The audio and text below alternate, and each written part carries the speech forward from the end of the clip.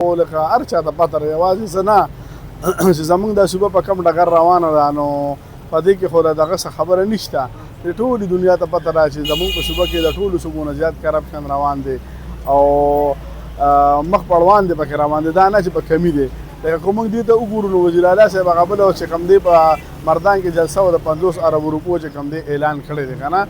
نو موږ دا ښه خبره چې دوی دا اعلان وکړو خو د دې نه له 2 ورځې مخکې زموږ په چارسده کې هم چې کوم دی یوه جلسه شوې وه او دوی پکې صرف موږ ته 4 ویډیوګانې راکړې دي که نه نو لکه دا د کوم ځای انصاف دی چې مردان ته وګوره او چارسده کې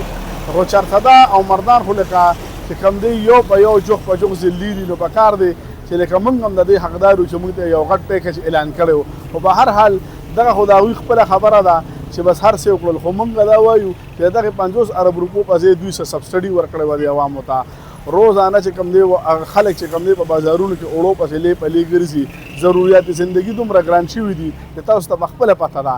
نو چې دغه 50 ارب روپۍ دوی دې خوا چې د سبسډي ته اوس ایستې وې او دغه سبسډي د عوامو ته ورکړې وه په دوی دا مهنګایي کمه شوې وه نو دا به یو ښه خبره وه هغه ورځ زموږ چې کوم دی د صوبایي اسمبلی اجلاس وشو په یو سټیډیم کې نو په کروڑو روپۍ په دې ولګېدې اخر موږ ته په لاس څه رالل دغه اسمبلی دغه اجلاس په دغه چې کوم دی زموږ په اسمبلی کې هم کېدی شو خو دغه نمود و نمایش شروع دی د عوامو غم نشته او چې کوم دی دوی هغه چې کوم دی نوې نوې کارونه او نخرې کوي چې لکه عوامو هغه دغه خو پرېږده خو چې عوامو له پخپله ځان پسې چې کوم دی هغه خندا ورشي چې اخر دا کېږي څه دا روان څه دي او زموږ د حکمرانان په کم طرف دي نو خدای دپاره دوی له پکار دي چې د دې عوامو باندې رحم وکړي دا ټوکې دا مذاق او دا مسخري پرېږدي او د دې عوامو د بازار د دوی صرف راشي او د یو غریب سړي چې کوم دی حال ته دوی وګوري چې خلک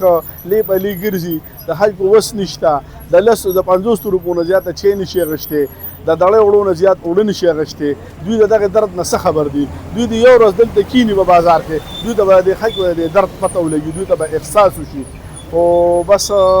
موږ به څه وایو دغه له دغې عوامو خوښ وریوستله او بس اوس یې ورسره بس برداشت کوي بهتر چې بس څه یې ورسره کوي او څه یې خوښوي ځکه چې دې سره خو اوس اسم نه کېږي ځکه چې بس موږ په خپله په ځان باندې راوستي دي او الله دې زموږ په حال باندې رحم وکړي او الله دې موږ سره چې کوم دی د احسان سلوک وکړي باقي د دې حکمرانانو نه چې کوم دی څه تمه امید نه دی پکار